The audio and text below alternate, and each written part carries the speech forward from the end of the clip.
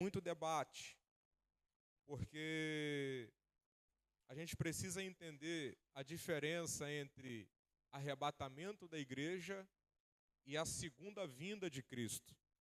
São dois temas que, ao longo da história, dos séculos, vêm sendo pautas de muitos debates.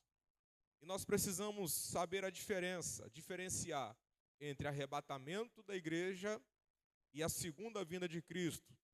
Os dois eventos têm um propósito, o retorno de Cristo. Porém, são dois eventos em épocas diferentes, em momentos diferentes, e são eventos totalmente diferentes. O arrebatamento e a segunda vinda de Cristo são frequentemente confundidos. É difícil determinar quando a Bíblia está se referindo ao arrebatamento ou à segunda vinda.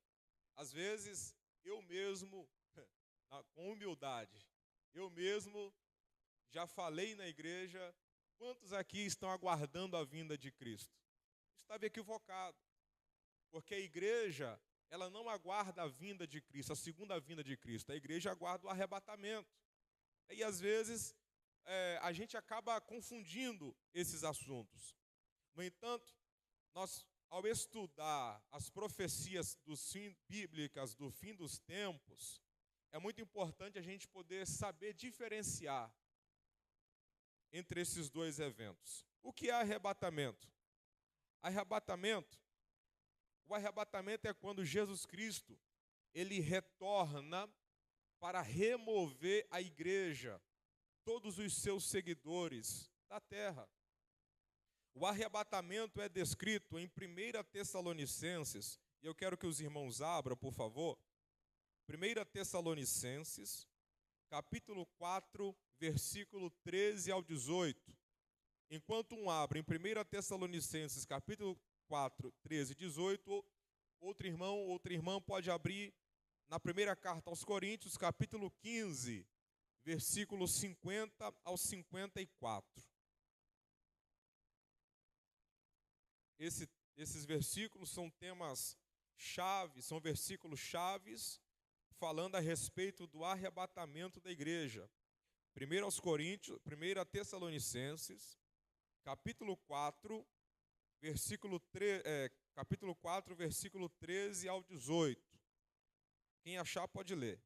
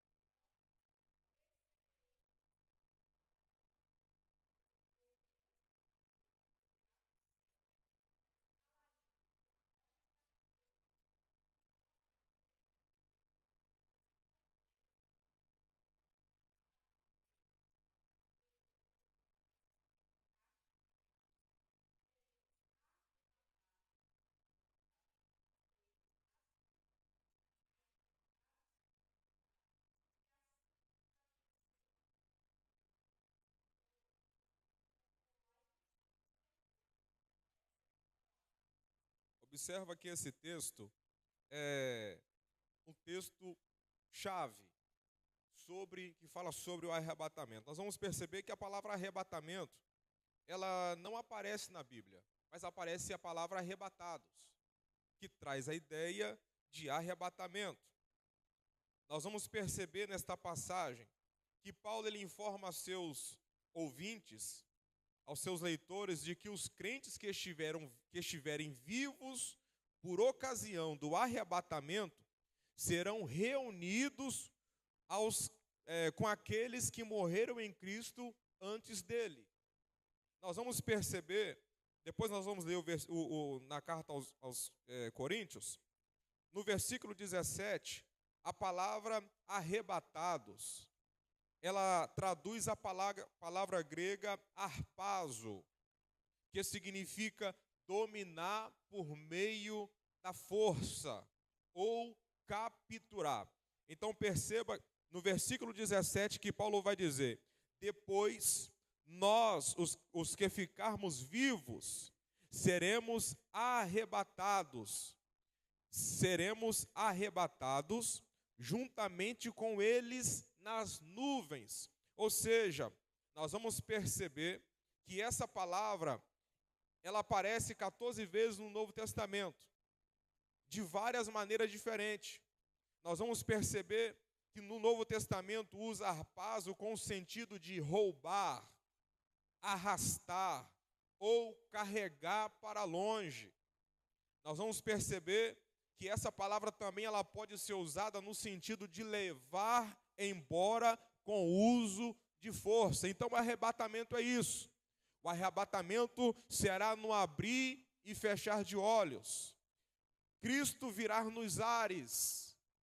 Cristo virá nos ares e nós vamos ser arrancados deste mundo. Nós vamos ser tirados com força desse mundo. Aleluias. Nós vamos ser arrancados desta terra. Essa é a ideia de arrebatamento. É onde nós seremos tirados daqui com força. É no abrir e fechar de olhos. No entanto, para os nossos propósitos, um terceiro uso é mais significativo. Diz respeito ao Espírito Santo, levando alguém de um lugar para o outro. É isso. Nós seremos arrancados daqui, sairemos desse mundo, iremos para o céu. Iremos para o lugar que Jesus preparou para nós, para as mansões celestiais. Aleluias! O Espírito Santo, ele foi enviado para nos preparar para esse momento. O Espírito Santo foi enviado para nos preparar para esse grande dia. E quando nós olhamos para a primeira carta do apóstolo Paulo aos Tessalonicenses, ele está dizendo: olha, aqueles que ficarem vivos, os mortos ressuscitarão primeiros. E nós que ficarmos vivos, seremos arrebatados, capturados. E nesse intervalo de minutos, segundos, em que nós seremos arrancados daqui, nós teremos o nosso corpo transformados. Nós não chegaremos lá com esse corpo, com essa matéria corrupta que nós temos aqui, não. Nós chegaremos lá com um corpo incorruptível. Porque é impossível estar na presença de Jesus em glória com esse corpo que nós temos, com esse corpo físico. É impossível. E é por isso que o Paulo vai dizer que nós que ficarmos vivos, seremos arrebatados. Aleluias! Seremos arrebatados com eles nas nuvens, a encontrar com o Senhor nos ares. Aleluias! Bendito seja o nome do Senhor. E a igreja, ela aguarda esse momento. Nós aguardamos esse momento. Nós não vamos entrar aqui em alguns questionários sobre... Existem algumas linhas teológicas falando sobre pré-tribulacionista, tribulacionista e pós-tribulacionista. Porque nós, a Assembleia de Deus, ela acredita e ela prega que a igreja será arrancada, tirada nesse mundo antes do arrebatamento. Já o tribulacionista acredita que a igreja, ela será arrancada no período da tribulação. E os pós-tribulacionistas, eles acreditam que a igreja ela passará pela tribulação e será arrancada depois. Mas, biblicamente, o que nós pregamos, o que a Assembleia de Deus ela acredita e ela prega, é que nós não passaremos pela tribulação. Essa é a ideia, aleluias, de arrebatamento. Então, é certo nós proferirmos que a igreja, ela aguarda o arrebatamento da igreja. Nós estamos aguardando o arrebatamento. A segunda vinda de Cristo é quando Jesus retorna para derrotar o anticristo, destruir o mal e estabelecer o seu reino milenar. A segunda vinda de Cristo, ela é descrita em Apocalipse, capítulo 19, versículo 11 ao 16. Você que trouxe a sua Bíblia, capítulo 19,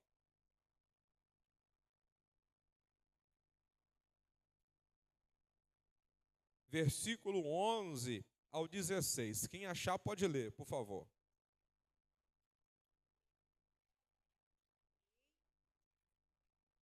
E viu o céu aberto, e eis um cavalo branco, e o que estava assentado sobre ele chama-se Fiel e Verdadeiro, e julga e peleja com justiça, e os seus olhos eram como chama de fogo, e sobre a sua cabeça havia muitos diademas, e tinha o nome escrito que ninguém sabia senão ele mesmo, e estava vestido de uma veste salpicada de sangue, e o nome pelo qual se chama é a Palavra de Deus. E seguiam-no os exércitos no céu em cavalos brancos, e vestidos de linho fino, branco e puro, e da sua boca saía uma espada, para ferir com ela as nações, e ele as regerá com vara de ferro, e ele mesmo e os que pisa o lagar do vinho de furor, da ira de Deus Todo-Poderoso. E no vestido e na sua coxa tem escrito este nome: Rei dos Reis e Senhor dos Senhores. Aleluias. Então perceba que a segunda volta de Cristo, a segunda vinda de Cristo, ela será para derrotar o anticristo, destruir o mal e estabelecer o reino milenar. E em qual momento é que dará esse acontecimento? É porque logo após que a igreja for arrancada deste mundo, nós vamos perceber pela profecia bíblica, pela palavra de Deus, que dará-se início a 7 anos de tribulação, segundo a profecia de Daniel, capítulo 9, que depois nós vamos olhar para esse texto. A partir do momento em que a igreja ela for tirada, ela for arrancada desta terra, dará-se início a 7 anos de tribulação. O anticristo, ele vai aparecer, vai oferecer uma falsa paz aos moradores da terra, porque o mundo vai estar em caos, o mundo vai estar em desespero, o mundo, por conta do arrebatamento da igreja, o mundo vai entrar numa situação terrível, e nesse momento o anticristo, ele vai aparecer, oferecendo uma falsa paz, oferecendo resolver os problemas, e durante 3 anos e meio, ele vai fazer um acordo de paz com Israel, vai oferecer 3 anos e meio de paz, porém vai ser só nos 3 primeiros anos e meio. Na segunda parte dos 7 anos, os 3 anos e meio restantes, ele vai quebrar a sua aliança, ele vai perseguir Israel, ele vai perseguir o povo de Deus, ele vai criar uma imagem de si, para que os povos da terra venham adorar. E nós vamos perceber que vai ser 3 anos e meio de terrível tribulação. E eu quero que os irmãos abram comigo, livro do profeta Daniel, onde está registrado esta profecia, capítulo 9, versículo 24, até o versículo de número 27. Daniel, capítulo 9, versículo 24 ao 27. Quem achar pode ler.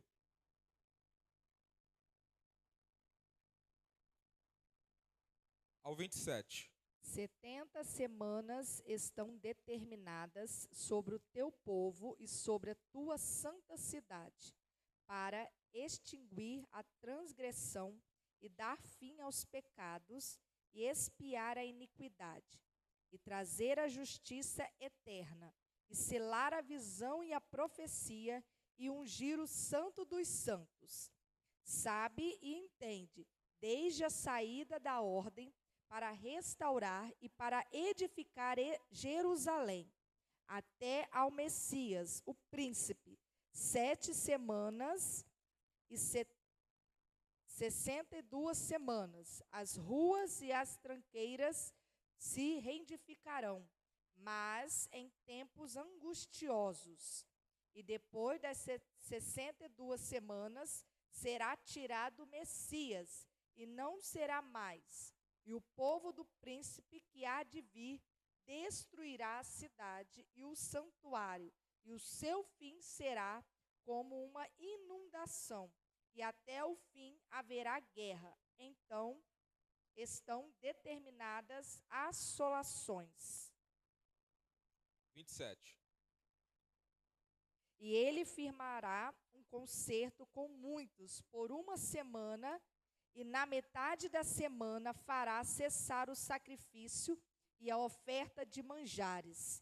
E sobre a asa das abominações virá o assolador, e isso até a consumação. E o que está determinado será derramado sobre o assolador. Aleluias. Perceba, eu sei que não vai dar tempo da gente detalhar sobre essa profecia, né? A gente requer muitas sexta-feiras para a gente poder falar, mas a contagem das 70 semanas, ou 490 anos, porque cada semana, elas são 7 anos. Então, 7 vezes 7, 49. 70 vezes 7, 490 anos. Começou a funcionar quando o rei Atarxerxes, da Pérsia, ele emite a ordem permitindo que os judeus liderados por Neemias retornassem à sua terra para reconstruir a cidade de Jerusalém. Quando, na plenitude do tempo, o Verbo encarnado aparece, Israel vai rejeitá-lo, não vai reconhecê-lo.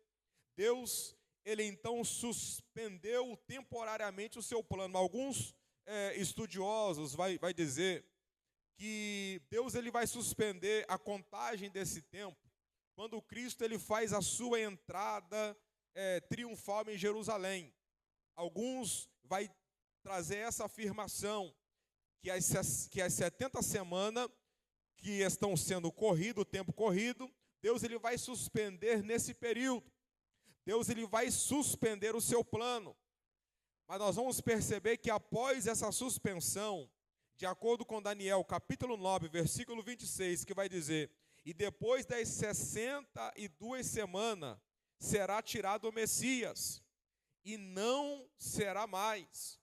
E o povo do príncipe que há de vir, o anticristo, destruirá a cidade, o santuário, e o seu fim será com uma inundação, e até o fim haverá guerra. Então estão determinadas as assolações.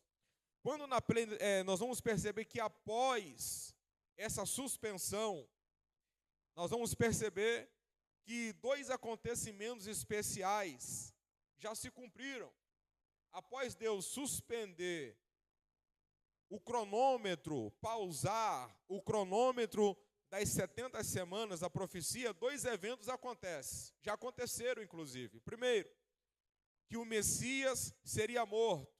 Isso cumpriu no ano 33. Que Jerusalém e o templo seria destruído. Isso se cumpriu no ano 70 depois de Cristo. Deus, ele vai destravar o seu cronômetro profético depois de ter arrebatado a igreja. Depois do arrebatamento vai ser o momento em que Deus ele vai destravar, quebrando o acordo na metade do período de 3 anos e meio.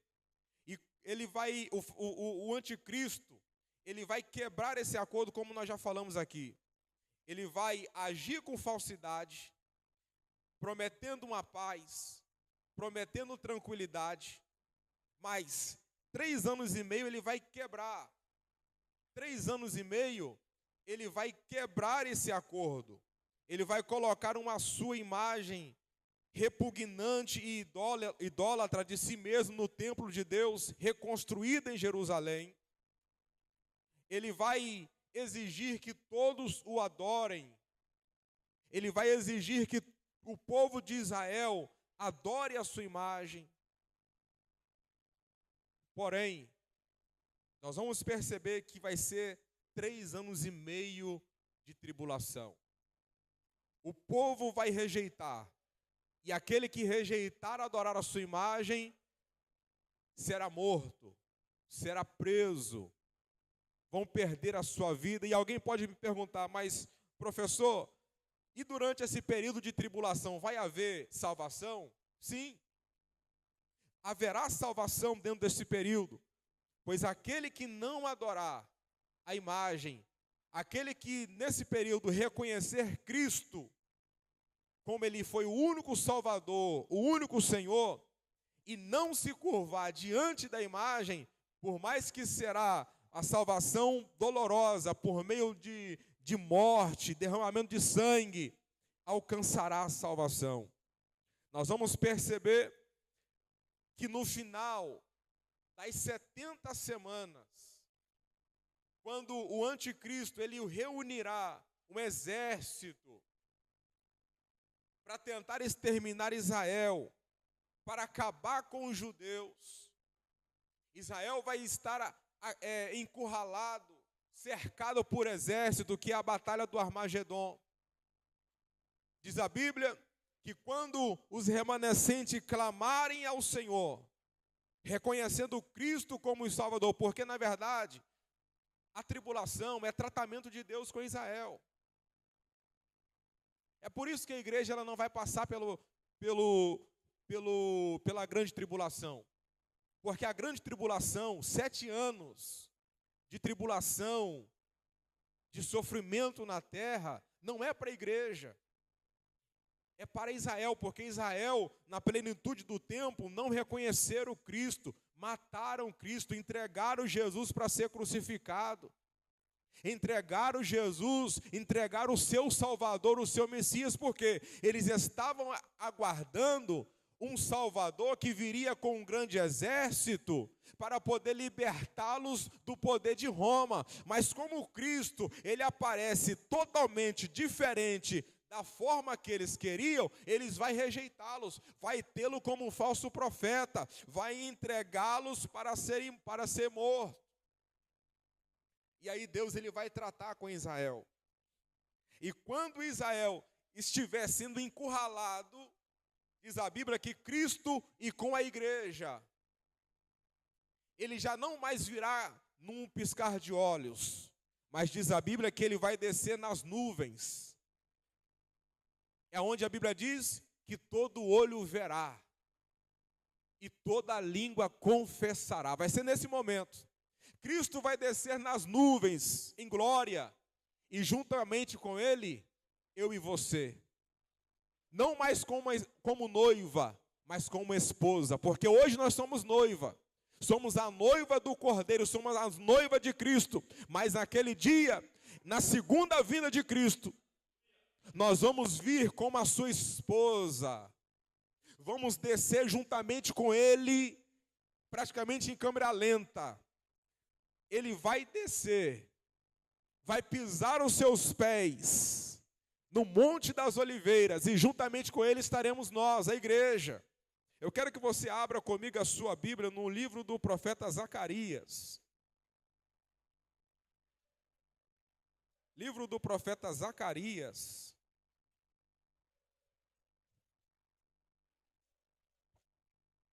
Capítulo de número 14.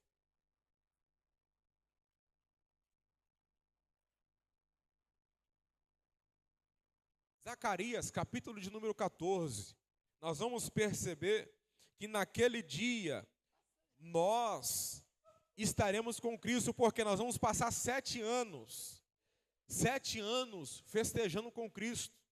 7 anos na bodas do Cordeiro, enquanto a igreja, enquanto o mundo, melhor dizendo, vai estar aqui na terra chorando, lamentando, se arrependendo da oportunidade que teve, irmão, a porta da graça ela está aberta. O momento de nós entrarmos na porta da graça, alcançarmos a salvação e nos preparar para o arrebatamento da igreja é agora.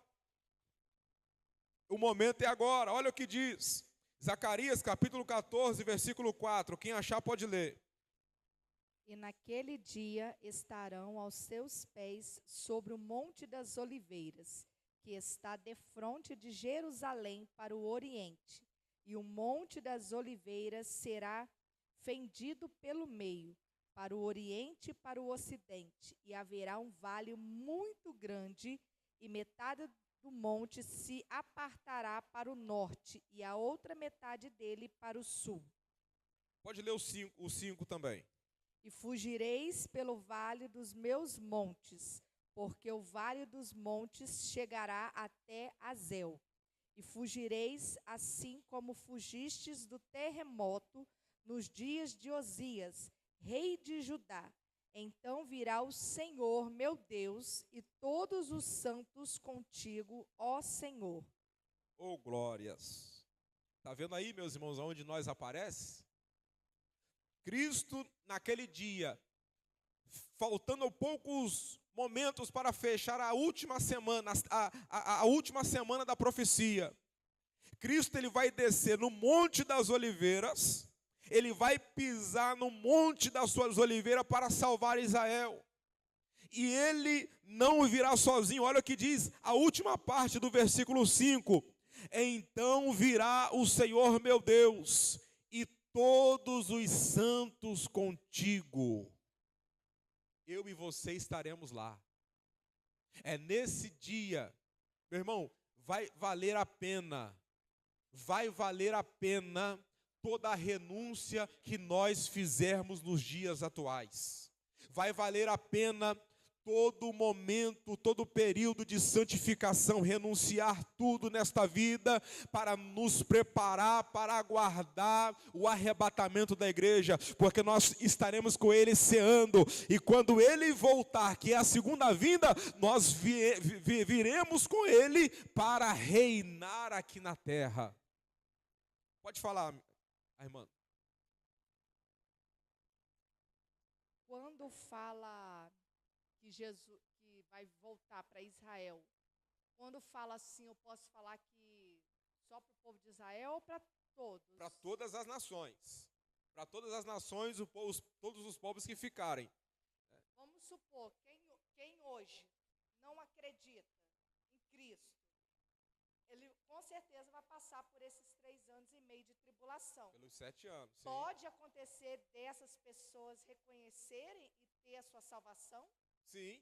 Pode, né? Sim, que inclusive é porque não dá tempo da gente detalhar tudo, a gente precisa entrar na lição. Né? Mas eu só trouxe um panorama para a gente poder entender sobre a volta e o arrebatamento. Mas nesse período, o Senhor vai levantar, depois o pastor pode até explicar melhor, o pastor vai levantar entre os judeus pregadores que anunciarão a Cristo. Eles pregarão. E aqueles que aceitarem a Jesus, aqueles que se arrependerem, aqueles que se voltarem para Deus, eles serão salvos. Porém, como eu disse, vai ser num momento doloroso, vai ser num momento de dor. É como a Bíblia diz, que aquele que não vem pelo amor, vem pela dor. Vir pelo amor é agora, é o momento em que a porta da graça está aberta. Vir pela dor vai ser pelo momento em que o anticristo ele vai perseguir os crentes que ficarem aqui. Vai perseguir Israel, porque é nesse período é que Israel ele vai reconhecer Cristo. Olha o que vai dizer Zacarias capítulo 13, versículo 6. Porque na plenitude do tempo, a Bíblia diz que o povo judeu, eles rejeitaram Cristo. Eles rejeitaram Jesus, mataram Jesus, crucificaram Jesus, entregaram Jesus às autoridades da época como um prisioneiro, como um criminoso. Foi os judeus, não foram os gentios. Portanto, que João vai dizer no Evangelho de João, capítulo 1, versículo 12, se não me falha a memória, ele diz que eles veio para o que era seus, mas os seus o rejeitaram. Logo embaixo ele vai dizer, mas nós, gentios, ele que o receberam, ele deu poder. Não foram os gentios que entregou Jesus, foram o seu povo, foram os judeus. E agora, como consequência, Cristo, o Senhor, ele tem esse plano da grande tribulação. É nesse momento em que Deus ele vai tratar com o povo. Eles vão reconhecer. Inclusive, nos nossos dias atuais, alguns judeus estão já reconhecendo Cristo como Salvador. Já estão reconhecendo, mas a grande maioria não estão reconhecendo. Mas naquele dia em que Cristo vai descer no Monte das Oliveiras, ele vai descer com a igreja e ele vai mostrar a sua identidade. Ele vai mostrar a sua identidade. Olha o que diz no capítulo 13, no versículo 6 de Zacarias. Vai dizer assim, e se alguém lhe disser, que feridas são essas nas suas mãos? Dirá ele, são as feridas com que fui ferido em casa dos meus amigos. Essa é a identidade. A marca dos cravos, dos pregos, que pregaram Jesus na cruz, ainda estão. A marca que ele foi pregado na cruz, ainda está. Porque quando ele chegar no Monte das Oliveiras com a igreja, com a sua esposa, que são os santos, e alguém vai dizer, quem é este? Que feridas são essas? E aí ele vai apresentar. E alguém vai ver, que feridas são essas? Que feridas são essas nas suas mãos? E ele vai dizer, são as feridas com que fui ferido em casa dos meus amigos. Em outras traduções vai dizer, são as feridas que fui ferido na casa dos meus irmãos. Então, é tratamento de Deus para Israel e para todas as nações, para todos os povos que ficarem, aqueles que rejeitarem a Cristo neste momento, aqueles que não estão aceitando a Jesus nesse momento, eles passarão. Porém, vai haver salvação para eles, porém vai ser em momentos de dores. Dentro do período dos 7 anos. Isso aí.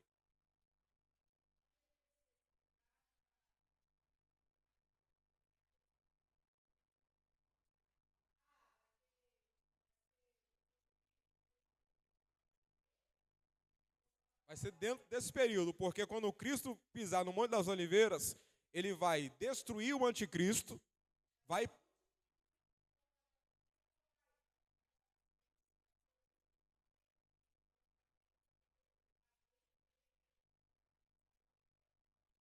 acredito que sim. A gente não tem tempo para a gente poder estudar a fundo, né, sobre esse assunto.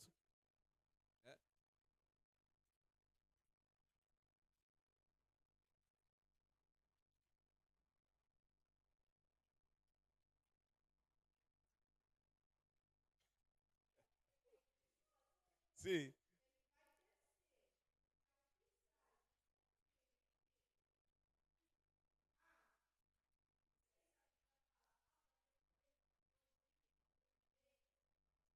Não.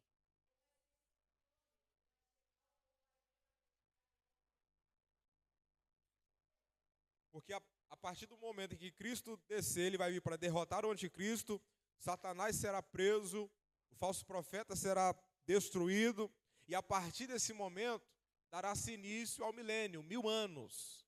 1000 anos em que Cristo e a igreja vão reinar aqui na terra. Então, depois a gente, como o pastor diz, a gente entra mais em outra sexta-feira com esse assunto. Aleluias. Como eu disse, Jesus ele descerá nas nuvens com a esposa e ele vai derrotar o anticristo. E isso vai marcar o final das 70 semanas e vai iniciar o período milenar, 1000 anos em que Cristo vai reinar sobre a terra. Nós vamos perceber que há diferenças importantes entre arrebatamento e a segunda vinda. Primeiro, no arrebatamento, os crentes vão se encontrar com o Senhor nos ares. Na segunda vinda, os crentes vão retornar com o Senhor na terra. Segundo, a segunda vinda ocorre depois da grande e horrível período da tribulação. O arrebatamento ocorrerá antes da tribulação.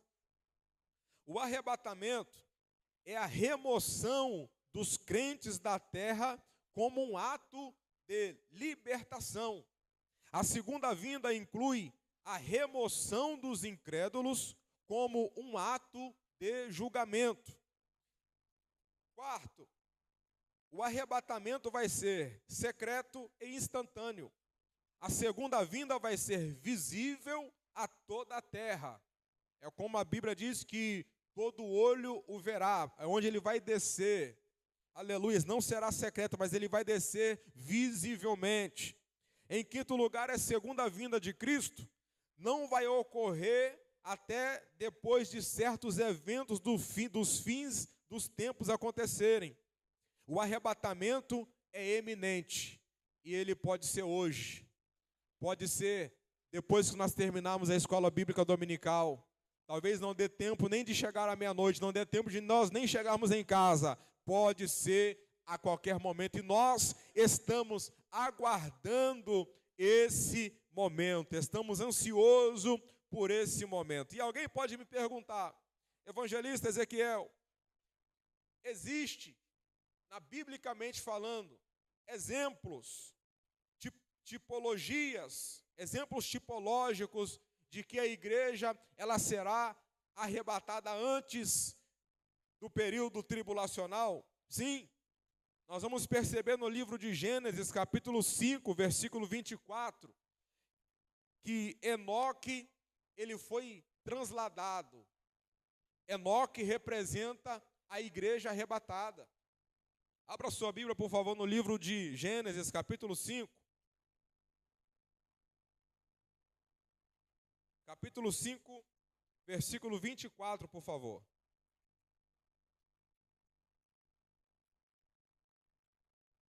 Cinco, 24.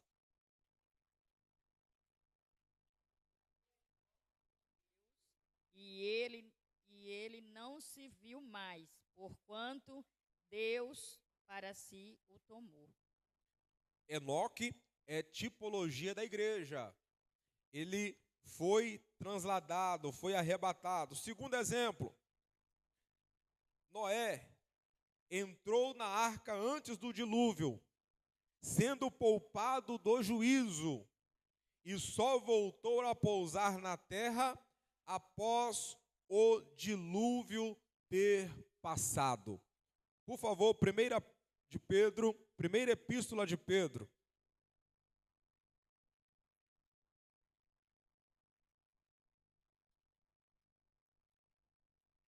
Primeira epístola de Pedro,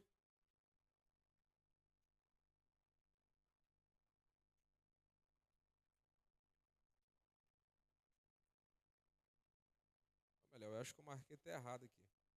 Irmãos, a minha letra é feia demais, irmão. Meu Deus. Graças a Deus que agora eu estou partindo para o computador, que aí a minha letra ela é muito feia. Mas vamos, livro do Gênesis.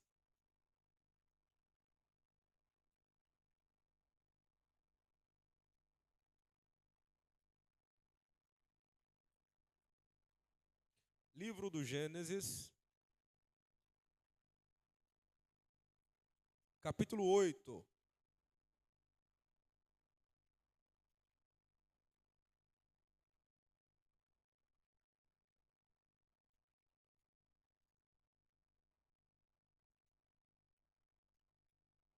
Capítulo 8, versículo 13.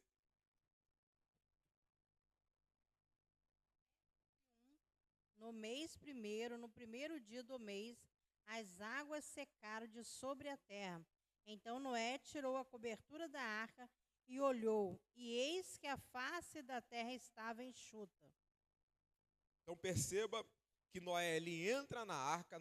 Noé é a tipologia da igreja. Noé ele entra na arca antes do dilúvio.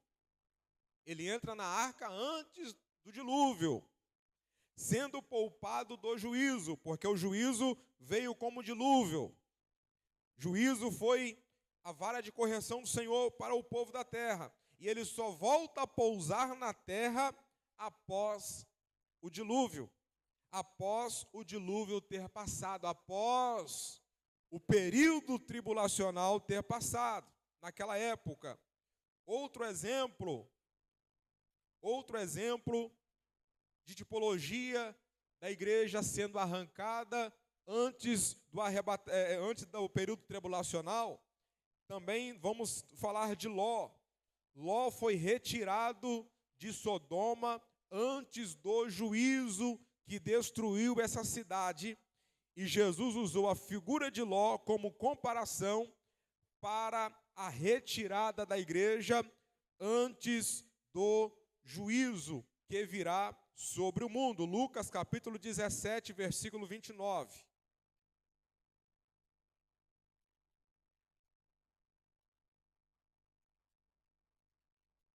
Lucas 17, 29 e 30. Quem achar pode ler.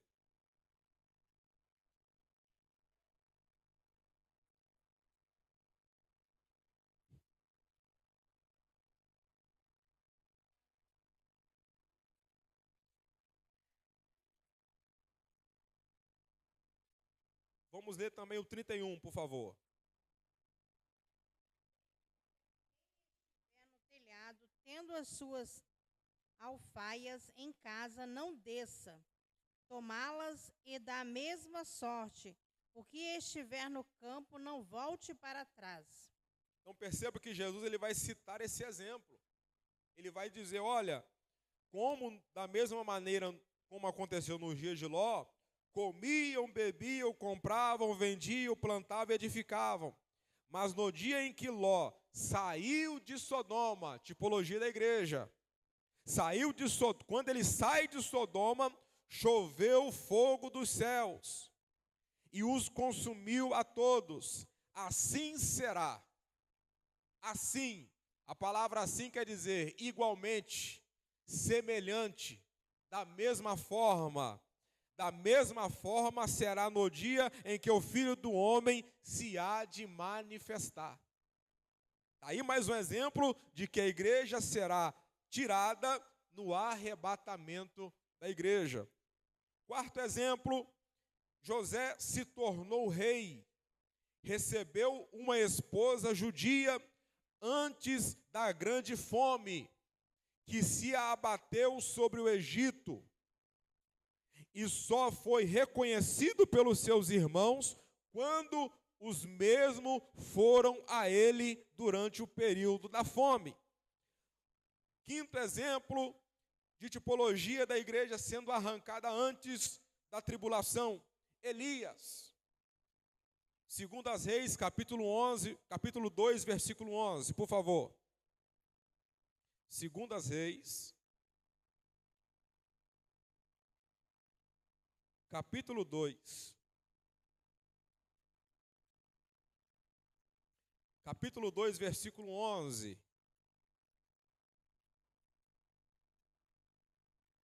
Quem achar pode ler. Andando e falando, eis que um carro de fogo, com cavalos de fogo, os separou um do outro, e Elias subiu ao céu num redemoinho.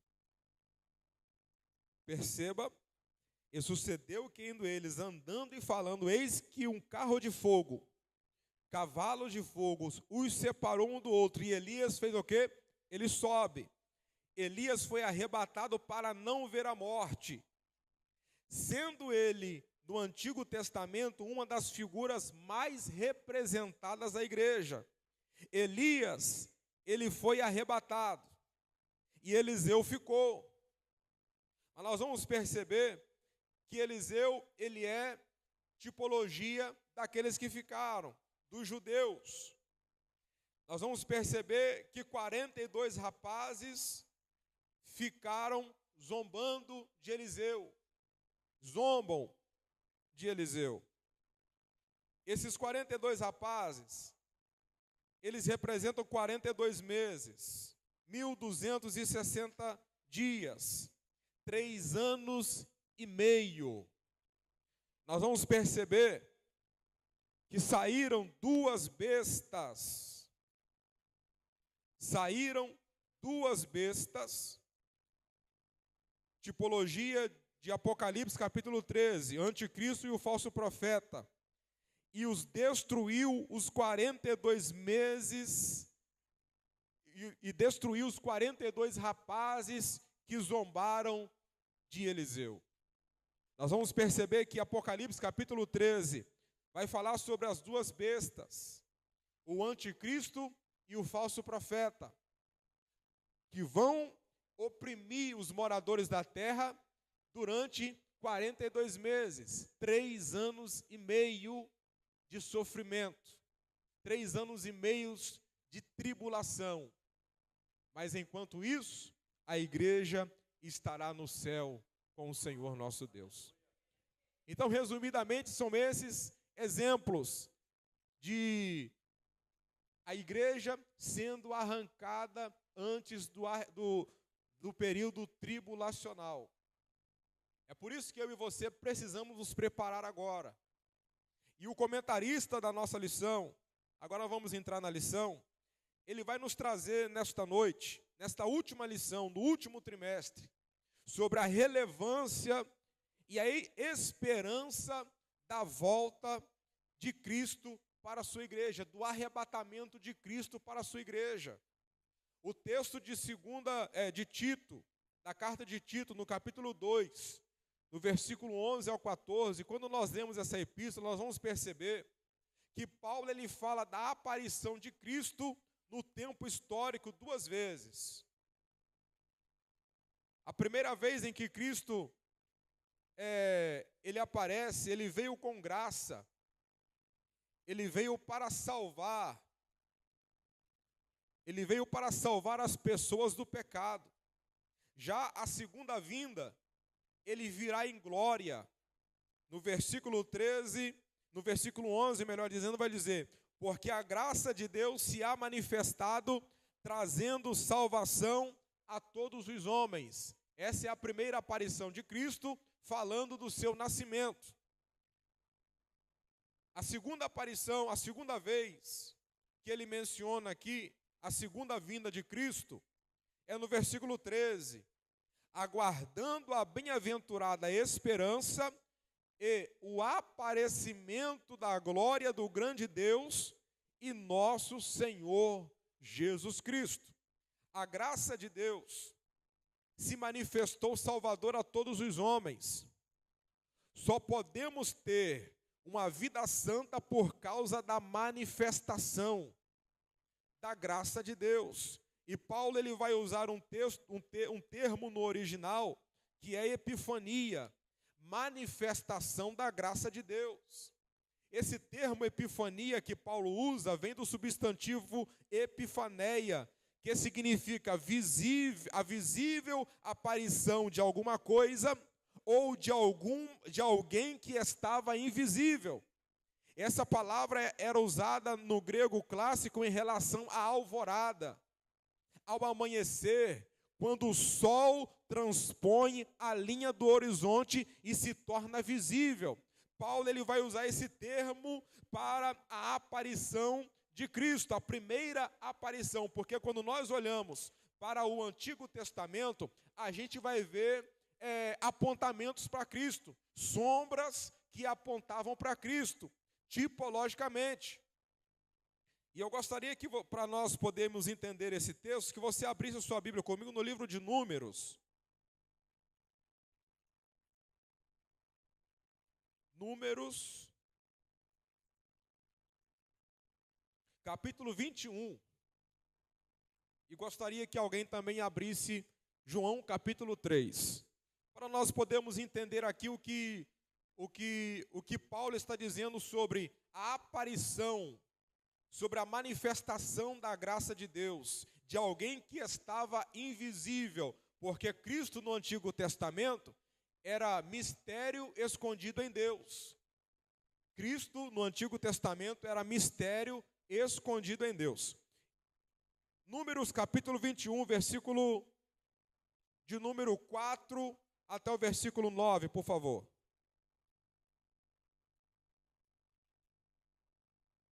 Quem achar pode ler. Então partiram do monte de Or, pelo caminho do Mar Vermelho, a rodear a terra de Edom. Porém a alma do povo angustiou-se neste caminho. E o povo falou contra Deus e contra Moisés: por que nos fizeste subir do Egito, para que morrêssemos neste deserto? Pois aqui nem pão nem água há, e a nossa alma tem fastio desse pão tão vil. Então o Senhor mandou entre o povo serpentes ardentes, que morderam o povo, e morreu muito do povo de Israel naquele dia. Pelo que o povo veio a Moisés e disse: havemos pecado, porquanto temos falado contra o Senhor e contra ti. Ora ao Senhor, que tire de nós essas serpentes. Então Moisés orou pelo povo e disse o Senhor a Moisés: faze uma serpente ardente e põe sobre uma haste. E será que viverá todo mordido que olhar para ela? E fez Moisés uma serpente de metal, e pô-la sobre uma haste, e era que, mordendo alguma serpente a alguém, olhava para a serpente de metal e ficava vivo. Agora João capítulo 3, versículo 14. Nós vamos perceber que João ele vai citar esse exemplo. Lá no deserto, diz a Bíblia que o povo começa a reclamar, começa a murmurar, porque está comendo pão todo dia. E diz a Bíblia que Deus ele vai tirar de sobre Israel a proteção e vai invadir, vai haver uma epidemia no exército, no acampamento de Israel. Serpentes ardentes vai entrar, vai morder o povo. Vai morrer muita gente naquele dia, o povo vai se arrepender. E diz a Bíblia que eles vão orar a Deus. Moisés vai orar pelo povo. E Deus vai mandar Moisés construir uma serpente. E essa serpente, Deus vai falar com Moisés para pendurá-la numa haste, levantar ela a uma certa altura no meio do exército, do acampamento de Israel. E ele vai dizer: todo aquele que que for mordido e olhar para a serpente, não morrerá, mas viverá. Aí vem Jesus, no Evangelho de João, capítulo 3, versículo 14, num discurso com Nicodemos, no versículo 14 vai dizer: e como Moisés levantou a serpente no deserto, assim importa que o Filho do Homem seja levantado, para que todo aquele que nele crê não pereça, mas tenha a vida eterna. Perceba que aquela serpente que Moisés levanta lá no deserto, que Deus manda levantar no meio do acampamento de Israel, é tipologia de Cristo. Era a sombra do que aconteceria na plenitude do tempo. Nós vamos perceber que a graça de Deus brilhou como o sol sobre aqueles que viviam nas regiões da sombra da morte. Essa graça manifestou quando Jesus nasceu numa estrebaria, cresceu numa estrebaria e morreu numa cruz. Essa graça brilhou quando os seus lábios se ouvia palavras de vida eterna, quando ele curava os enfermos, purificava os leprosos, lançava fora os demônios, ressuscitava mortos. A graça de Deus, ela resplandeceu quando o Filho de Deus entregou sua vida na cruz e ressuscitou na manhã da ressurreição. A graça de Deus se manifestou para resgatar o homem do seu maior mal e oferecer a ele o maior bem. E a mesma graça de Deus, ela nos salva. A mesma graça de Deus que nos salva, ela também nos treina na escola da santidade. Ela também nos ensina. Portanto, é que Paulo, ele vai continuar dizendo, no versículo de número 12, aleluias, que a graça de Deus, ela se manifestou ela se há manifestado trazendo salvação, versículo 11, a todos os homens ela trouxe salvação, mas a graça de Deus também ela nos ensina a renunciar à impiedade e à concupiscência mundana. Vivamos nesse mundo presente, neste presente século, de maneira sóbria e justa e piamente. A graça de Deus, ela não só nos salva, mas ela também nos treina na escola da santidade. Porque, primeiro, nós vamos aprender na escola da santidade que há coisas inaceitáveis que devemos renunciar. Porque para nós estarmos preparados para o arrebatamento, para a vinda iminente de Cristo nos ares, nós precisamos aprender a renunciar a algumas coisas. Primeiro, ele vai dizer, a primeira coisa que precisamos renunciar é a impiedade, que pode ser caracterizada por ações e comportamentos que vão contra a justiça e a santidade de Deus. Também traz a ideia de ilegalidade. Aleluias. A segunda coisa que precisamos renunciar são as paixões mundanas. Não apenas os pecados imorais, mas também a cobiça pela riqueza, pelo poder, pelo prazer, pela fama ou por qualquer outra coisa que é essencialmente mundana. E é isso que Paulo ele está dizendo, olha, a graça ela nos ensina que renunciando à impiedade e às concupiscências mundanas, nós vamos viver neste mundo, nesta presente era, neste presente século, de maneira sóbria e justa e piedosa. A graça de Deus também nos ensina a viver de forma sensata e justa em relação aos outros, e piedosamente na pura luz de sua presença. A graça de Deus, ela nos disciplina a renunciar à nossa velha vida e a viver uma nova vida, e a passar da impiedade para a impiedade, do egoísmo para o autocontrole, dos caminhos desonestos a um tratamento justo com os demais. Aleluias. São essas as virtudes que deveriam nos caracterizar neste mundo, onde tudo ao nosso redor será desfeito. Isso tudo aqui é passageiro. Isso tudo aqui será destruído. Esse é o lugar onde nós estamos aqui de peregrinação, estamos aqui de passagem. Aqui não é o nosso lugar definitivo. Portanto, é que no versículo 13, Paulo vai dizer, aguardando a bem-aventurada esperança e o aparecimento da glória do grande Deus e do nosso Senhor Jesus Cristo. Enquanto nós estamos vivendo como estrangeiros nesse mundo, nós somos inspirados por uma grande e magnífica esperança. E qual esperança é essa? Versículo 13, a manifestação da glória do nosso Senhor, do nosso grande Deus e Salvador Jesus Cristo. Essa é a nossa esperança, que em breve Ele virá nos buscar. Em breve nós deixaremos isso tudo para trás e iremos entrar para as mansões celestiais que Ele preparou para nós. Aleluias. Paulo ele está falando claramente do arrebatamento da igreja. E que nós precisamos, meus irmãos, aguardar com total esperança esse momento. Eu fico observando nos nossos dias que tem muitos crentes que não estão mais aguardando com esperança o arrebatamento da igreja. Estão vivendo de qualquer maneira. Estão vivendo como se Cristo não viesse mais voltar.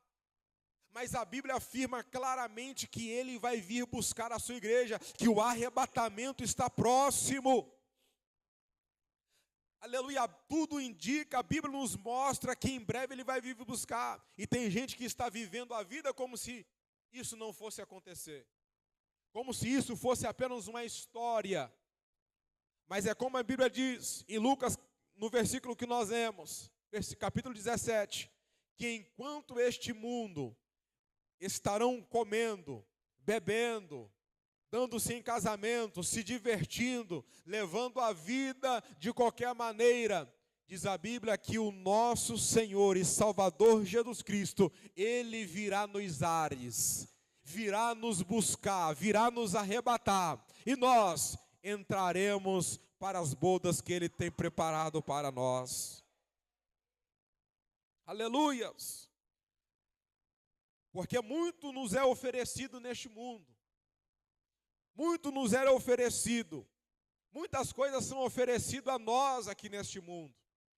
Mas muito mais está sendo preparado para nós lá no céu. Paulo, escrevendo aos Coríntios, capítulo 15, versículo 19 da primeira carta, Paulo declara que se a nossa esperança em Cristo se limita apenas nessa vida, somos os mais miseráveis e infelizes de todos os homens. Se a nossa esperança se limita só aqui, morreu, acabou. Vou curtir a vida, porque depois que eu morrer, vai ficar tudo por aqui. E é de fato, vai ficar tudo por aqui. Mas a Bíblia diz que tudo começa após a morte. Porque a morte, depois da morte, diz a Bíblia que segue-se o juízo. Aqueles que morrerem com Cristo, nesse momento estará no seio de Abraão. Mas aqueles que morrerem